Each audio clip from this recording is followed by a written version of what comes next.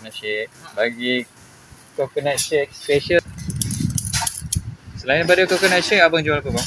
Dia ada jual pop, Okey. air kelapa. Okey.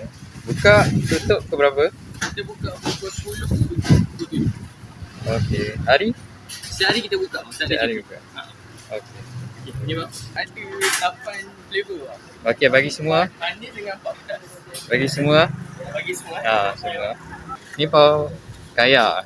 Yang ni kaya. Okey, Bantu kaya. peniaga tempatan kita dengan tekan butang Kacang. follow, like dan repost.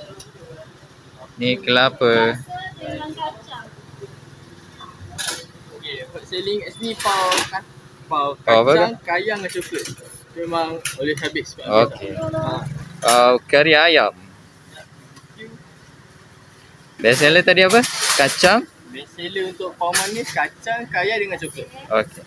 Kalau yang coklat juga best seller kari. Okey, rendang daging.